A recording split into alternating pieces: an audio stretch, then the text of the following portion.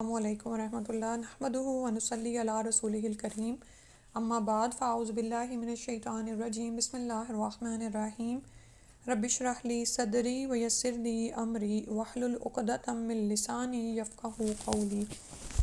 اب یہاں سے کتاب کا آغاز ہو رہا ہے اور وہ انہوں نے دعا کے ساتھ شروع کیا ہے۔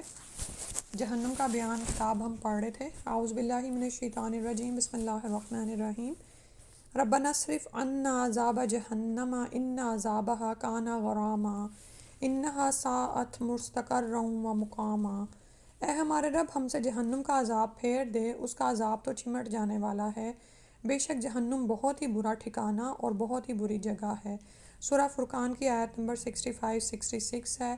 زیادہ لمبی دعا نہیں ہے، اگر ہم یاد بھی کر لیں، اور الحمدللہ بہت سارے لوگوں کو یاد بھی ہوگی، تو ویسے بھی دہرا سکتے ہیں، اور نمازوں میں بھی اس دعا کو ہم پڑھ سکتے ہیں۔ اس کے بعد ٹاپک ان کا جو پہلا ہے اس کتاب کا، وہ ہے جہنم کے وجود کا ثبوت، اثبات وجود الناری، کہ جہنم ہے، اور اس کے لیے وہ حدیث لائے ہیں۔ رسول اکرم صلی اللہ علیہ وسلم نے جہنم کا مشاہدہ فرمایا، آپ کو جہنم دکھائی گئی۔ عن جابر رضی اللہ عنہ عن النبی صلی اللہ علیہ وسلم قال رأیت ابا ثمامۃ عمرو بن مالک یجر کسبہ فی النار، رواہ مسلم۔ جابر رضی اللہ عنہ نبی اکرم صلی اللہ علیہ وسلم سے روایت کرتے ہیں کہ رسول اللہ صلی اللہ علیہ وسلم نے فرمایا، میں نے ابو ثمامہ عمرو بن مالک کو جہنم میں دیکھا کہ وہ اپنی آنتیں جہنم میں گھسیٹ رہا تھا، یعنی آپ کو جہنم دکھائی گئی اور اس میں جہنمی ثمامہ عمرو بن مالک دکھایا گیا۔ اسے مسلم نے روایت کیا ہے۔ قبر میں جہنمی کو جہنم میں اس کا ٹھکانہ دکھایا جاتا ہے۔ عن ابن عمر رضی اللہ عنہما، یہ وہی عبداللہ بن عمر ہیں، عمر رضی اللہ عنہ کے بیٹے، اسی لیے عنہما آ رہا ہے۔ قالا، انہوں نے فرمایا، قالا رسول اللہ صلی اللہ علیہ وآلہ وسلم، رسول اللہ صلی اللہ علیہ وآلہ وسلم نے فرمایا، اذا مات احدکم فإنه يورد علیہ مقعدہ بالغداۃ والعشی فإن کان من اہل الجنۃ فمن اہل الجنۃ وإن کان من اہل النار فمن اہل النار، رواہ البخاری۔ جب تم میں سے کوئی آدمی فوت ہوتا ہے تو اسے صبح و شام اس کا ٹھکانہ دکھایا جاتا ہے، اگر جنتی ہے تو جنت میں اس کا ٹھکانہ دکھایا جاتا ہے، اگر جہنمی ہے تو جہنم میں اس کا ٹھکانہ دکھایا جاتا ہے۔ اسے بخاری نے روایت کیا ہے، اور ہم اس پر ایمان لاتے ہیں کہ یہ رسول صلی اللہ علیہ وسلم نے فرمایا۔ اب یہ کس طرح ہوتا ہے کہ قبر میں کس طرح سے اس کو روزانہ یہ دکھایا جاتا ہے؟ ماتا احدکم آ رہا نا، تو یعنی اپنی قبروں میں انسان یہ اس کو دیکھتا ہے، اور وہ عالم برزخ ہے، اس میں وہ کس طرح ہوتا ہے یہ ہم نہیں جانتے، لیکن اگر ہماری عقل میں یا علم میں یہ چیز نہیں آ سکتی ہے، مشاہدے میں، تو اس کا یہ مطلب نہیں ہوگا کہ ہم اس کا انکار کر دیں۔ جب رسول اللہ صلی اللہ علیہ وسلم نے فرما دیا تو یہ ایسا ہی ہے کہ جہنم وجود میں آ چکی ہے، جنت بھی وجود میں آ چکی ہے، اور جب انسان مرتا ہے تو ظاہر ہے اس کے مرنے کے ساتھ ہی اس کا عمل ختم ہو جاتا ہے، عمل کی مہلت ختم ہو گئی اور ایمان لانے کی مہلت بھی ختم ہو گئی، ٹھیک ہے؟ تو اب وہ جس حال میں مرا ہے اسی حال میں اس کا قیامت والے دن انجام ہونا ہے، تو وہ انجام اس کو قبر میں ہی دکھا دیا جاتا ہے۔ اگر وہ جنتی ہے تو روزانہ جنت میں اس کا ٹھکانہ اس کو دکھایا جاتا ہے، اور اگر وہ جہنمی ہے تو جہنم میں اس کا ٹھکانہ دکھایا جاتا ہے۔ اور عالم برزخ کیا ہے، اس کا کیا علم ہے، اور وہ کس ٹائم اور اسپیس ڈائمنشن میں ہے، یہ ایسی چیزیں ہیں جس کا علم ہمیں دیا ہی نہیں گیا، تو اس بحث میں نہیں پڑھنا چاہیے، بلکہ ہمارا اس بات پر ایمان ہے کہ جو فرمایا گیا ایسا ہی ہوتا ہے۔ پھر ہیں ابواب النار، جہنم کے دروازے۔ جہنم کے 7 دروازے ہیں، تمام جہنمی اپنے اپنے گناہوں کے مطابق مخصوص دروازوں سے داخل ہوں گے۔ اس میں سورہ ہجر کی آیات 43-44 ہیں۔ وَإِنَّ جَهَنَّمَ لَمَوْعِدُهُمْ أَجْمَعِينَ لَهَا 7 أَبْوَابٍ لِكُلِّ بَابٍ مِّنْهُمْ جُزْءٌ مَّقْسُومٌ۔ شیطان کی پیروی کرنے والے تمام انسانوں کے لیے جہنم کی وعید ہے، یعنی ان کے لیے وعدہ گاہ ہے کہ وہ ضرور وہاں پر پہنچیں گے جس نے شیطان کی پیروی کی ہوگی، جس کے 7 دروازے ہیں۔ لہا 7 ابواب، اور ہر دروازے کے لیے جہنمیوں میں سے ایک حصہ مخصوص کر دیا گیا ہے۔ اب یہ 7 دروازے ہیں، 7 طرح کے عذابوں کی طرف اشارہ ہے، مختلف گروہوں کی طرف اشارہ ہے کہ کون کہاں سے داخل ہوگا۔ ہر ایک کا حصہ قائم ہے، مقرر کر دیا گیا ہے، اس کے مطابق وہ ان دروازوں سے جہنمین داخل ہوں گے۔ استغفر اللہ، اللہ سبحانہ تعالیٰ رحم فرمائے۔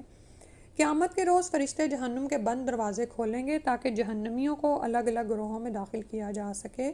جہنمیوں کو جہنم میں داخل کرنے کے بعد جہنم کے دروازے سختی سے بند کر دیے جائیں گے۔ استغفر اللہ، یہ جیسے اوون کو آپ بند کر دیتے ہیں نا کہ اس کی ہیٹ باہر نہ نکلے، تو جو عذاب ہیں وہ ان عذابوں میں اندر ہی رہ جائیں گے۔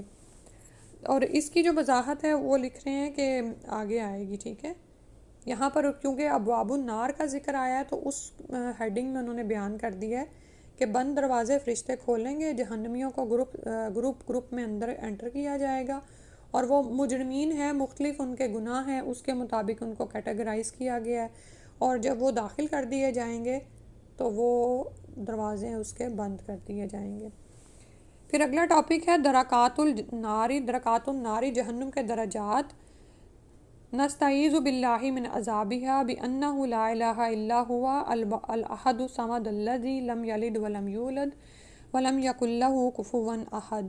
اللہ سبحانہ تعالیٰ کے اسماء و صفات بیان کرتے ہوئے انہوں نے اللہ تعالیٰ سے پناہ مانگی ہے کہ ہم اللہ کی پناہ میں آتے ہیں اس کے عذاب سے، یعنی اس جہنم کے عذاب سے۔ یہ ایک بلا ہے، یعنی اللہ رحم فرما دے ہم پر اور ہمیں اس میں داخل نہ کرے، کہ بے شک وہ یعنی اللہ سبحانہ تعالیٰ نہیں کوئی معبود مگر وہی، وہ اکیلا ہے، بے نیاز ہے، نہ تو اس نے کسی کو جنا نہ کوئی اس سے جنا گیا، اور اس جیسا تو کوئی نہیں، اس کا کوئی ہمسر نہیں۔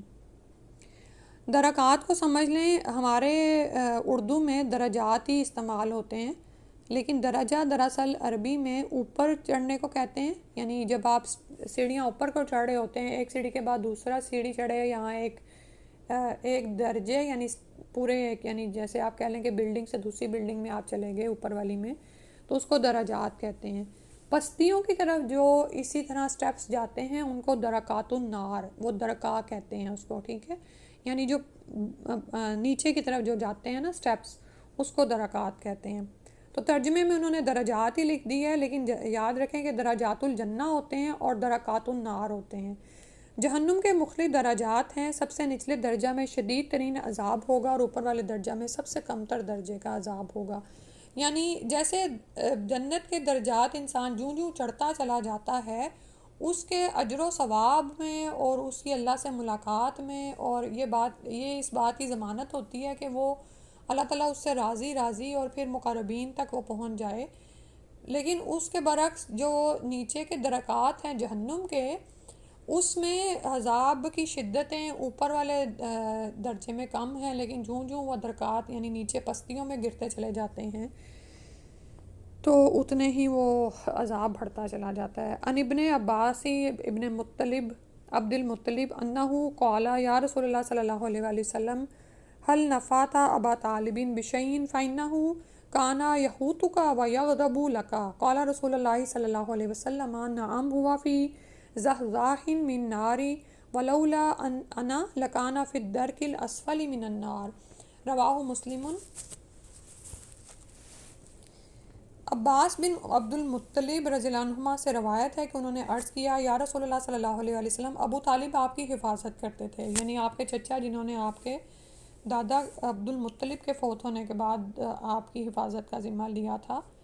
تو اب عباس رضی اللہ عنہ یہ تو اسلام لے آئے تھے، وہ بھی آپ کے چچا ہیں، تو وہ کہنے لگے کہ ابو طالب آپ کی حفاظت کرتے تھے اور آپ کے لیے دوسرے لوگوں سے ناراض ہوتے تھے۔ سیرت میں ہم اس سب کو ڈیٹیل میں پڑھ رہے ہیں نا، کہ آپ دیکھیں کہ اب تو خیر ہم نے پڑھا کہ جب یہاں تک کہ ان کی موت واقعہ ہوئی ابو طالب کی، تو پوری زندگی انہوں نے یعنی جب سے رسول صلی اللہ علیہ وسلم نے رسالت یعنی رسول ہونے کا فرمایا، تو تب سے وہ ان کی کفالت اور حفاظت میں لگے رہے اور لوگوں سے ناراض ہوتے تھے۔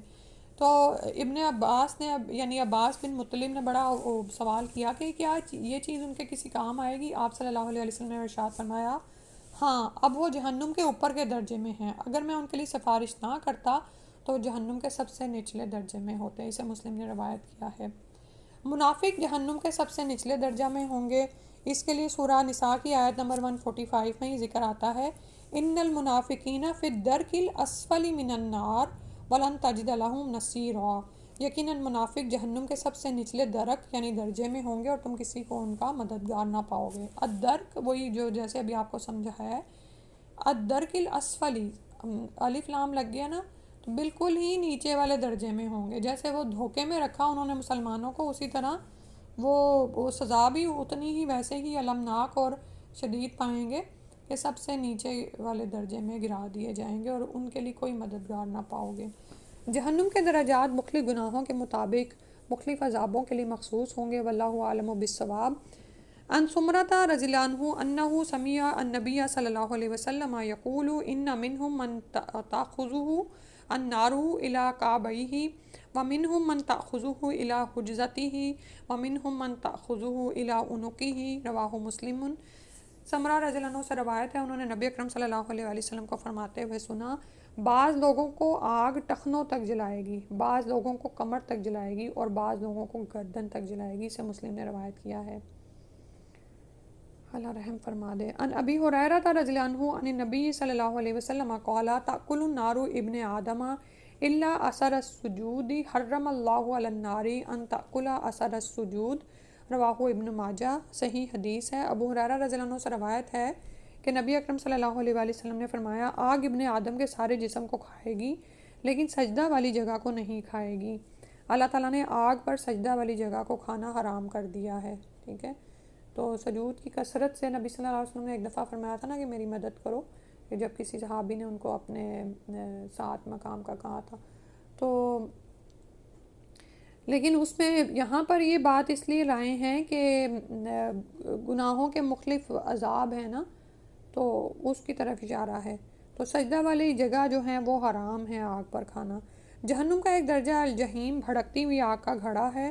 فَأَمَّا مَن طَغَىٰ وَآثَرَ الْحَيَاةَ الدُّنْيَا فَإِنَّ الْجَحِيمَ هِيَ الْمَأْوَىٰ، سورہ نازعات کی آیت نمبر 37 سے 39 تک ہے، اور اس میں آگے پیچھے جنت اور جہنم دونوں کے لیے بات آتی ہے کہ جہنم کے لیے کون جانے والا ہے، اس میں جس نے سرکشی اختیار کی اور دنیا کی زندگی کو ترجیح دی، اور اس کا ٹھکانہ بھڑکتی ہوئی آگ کا گھڑا ہوگا، ٹھیک ہے۔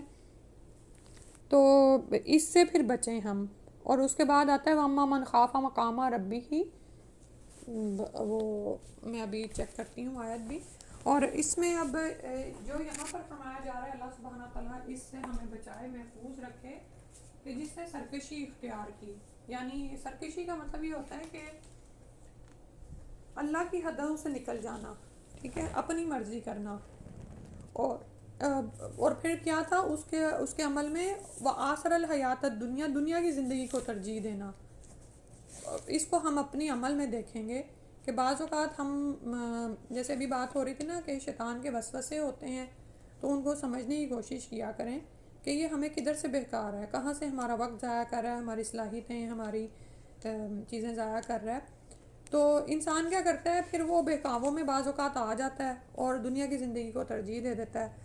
اچھا خاصا اس نے ایک کام کے لیے وقت، پیسہ، صلاحیت سب کچھ رکھا ہوا ہوتا ہے، اور وہ یعنی آخرت کا اجر و ثواب کمانا چاہ رہا ہوتا ہے، لیکن دنیا کا کوئی فائدہ، کوئی ایسی چیز، کوئی ایسی ٹیمپٹیشن سامنے آ جاتی ہے کہ دنیا کی زندگی کو ترجیح دے بیٹھتا ہے، اور بعض اوقات پھر اس میں اس طرح سے پھنستا چلا جاتا ہے کہ واپسی کی کوئی راہ ہی نہیں ہوتی۔ تو ایسا ہی شخص ہے جس کا ٹھکانہ بھڑکتی ہوئی آگ ہوگا۔ اور اس کے بعد رقص، وہ شخص جو کہ اپنے رب کے سامنے کھڑا ہونے سے ڈر گیا، وَنَهَى النَّفْسَ عَنِ الْهَوَىٰ، اور اس نے اپنے نفس کو روک لیا خواہش نفس سے، ہوا سے، فَإِنَّ الْجَنَّةَ هِيَ الْمَأْوَىٰ، تو بے شک جنت اس کا ٹھکانہ ہوگا، ٹھیک ہے۔ تو یہ جو خواہش نفس ہیں، یہ ایسے انسان پر حاوی ہو جاتی ہیں بعض اوقات کہ وہ دنیا کی زندگی کو ترجیح دے بیٹھتا ہے۔ اللہ سبحانہ تعالیٰ ہماری رہنمائی کرے، ہمیں دین پر استقامت عطا فرمائے رکھے۔ پھر ہے جہنم کا دوسرا درجہ الحوتمۃ، چکنا چور کر دینے والی ہے یہ آگ۔ کلا لیمبذن فی الحطمہ وما ادراک ما الحطمہ نار اللہ الموقدہ، ہرگز نہیں، وہ شخص چکنا چور کر دینے والی جگہ میں پھینک دیا جائے گا، یعنی ایک کرشر ہے، اور تم کیا جانو وہ چکنا چور کر دینے والی جگہ کیسی ہے، اللہ کی آگ ہے خوب بھڑکتی ہوئی، سورہ ہمزہ کی آیت نمبر 4 سے 6۔ اب آپ یہ دیکھیں کہ آیات یہاں پر اما پارا سے ہی دہرائی جا رہی ہیں اور عموماً یہ ہمارے تلاوت میں شامل ہوتی ہیں. تو اگر ہم ان کو یاد کریں، ترجمہ یاد رکھیں، تو ریمائنڈر ہے ہر وقت کا.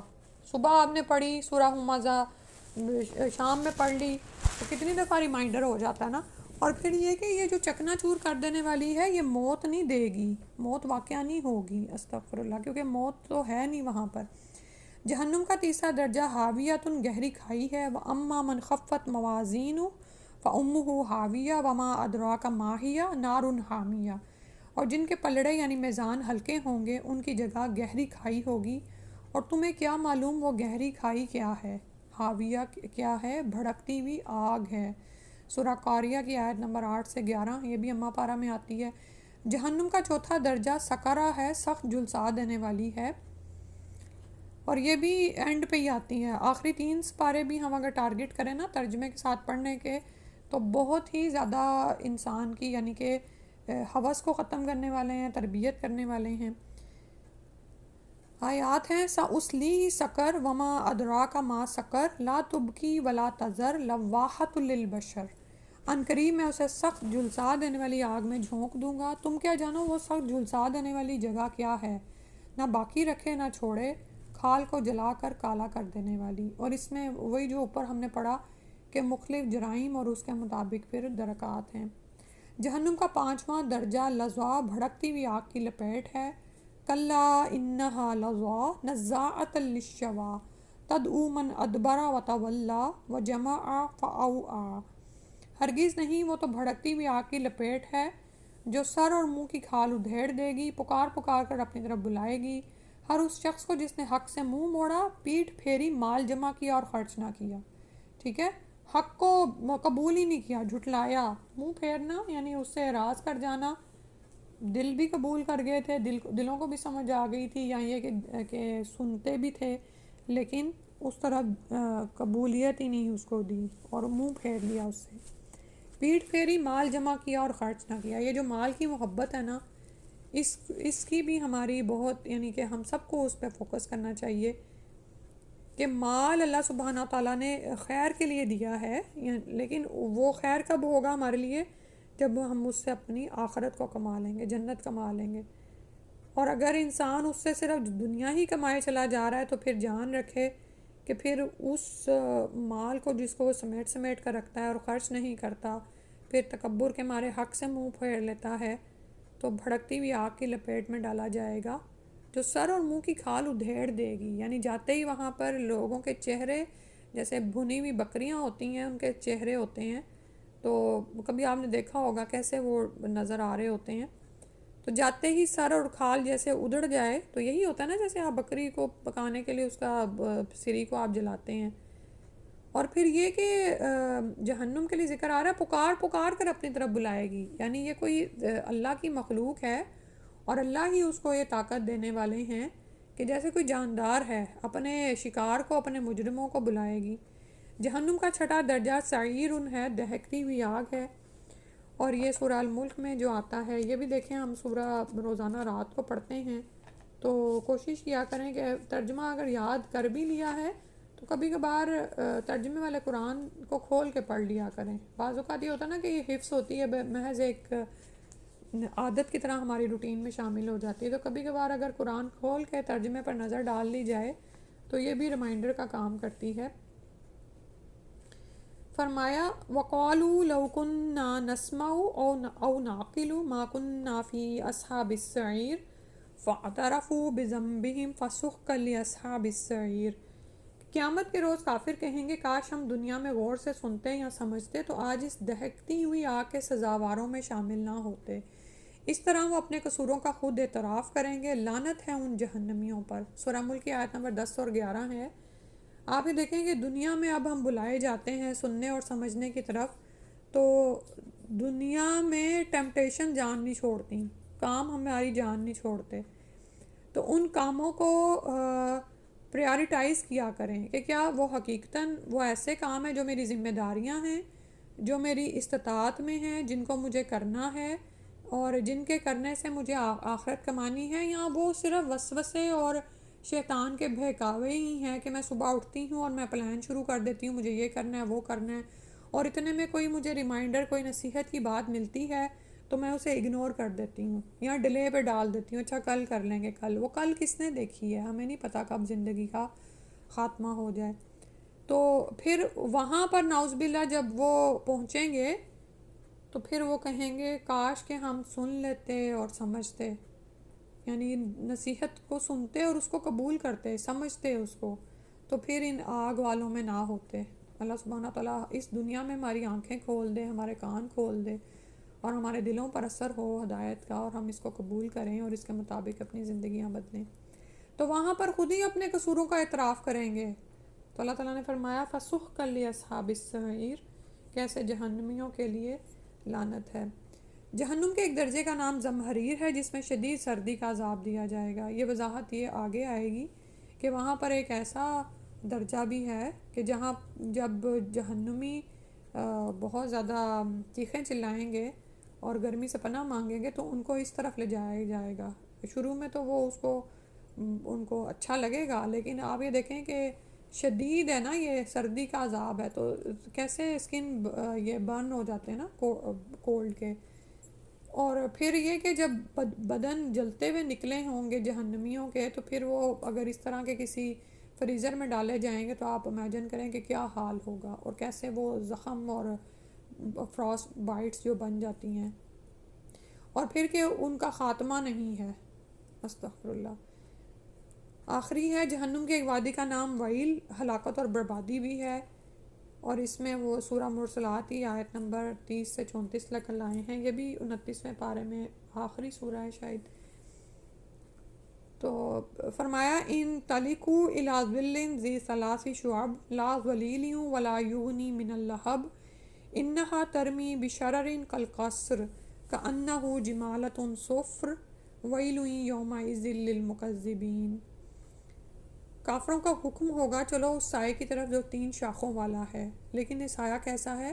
نہ ٹھنڈک پہنچانے والا، نہ آگ کی لپیٹ سے بچانے والا، آگ محل جیسی بڑی بڑی چنگاریاں پھینکے گی، استغفر اللہ، یعنی چنگاریاں نکلتی ہیں نا، اور بعض اوقات کوئی چنگاری اتنی بڑی ہوتی ہے کہ لکڑی کے کسی بڑے بلاک کی طرح ہوتی ہے، تو ایک فرلانگ کتنی دور تک جا پڑتی ہے، لیکن یہ چنگاریاں تو محل جتنی بڑی ہیں، محلات جتنی بڑی بڑی ہیں، محل دیکھیں کتنے بڑے بڑے ہوتے ہیں، یوں محسوس ہوگا جیسے زرد رنگ کے اونٹ ہیں بڑے بڑے جو چنگاریاں پھینکے جا رہے ہیں۔ ہلاکت اور بربادی ہوگی اور اس روز جھٹلانے والوں کے لیے، تو کہاں کے آگ سے بچنا اور پھر اس کی چنگاریاں اور وہ لپٹ کہاں کہاں تک جاری ہوگی۔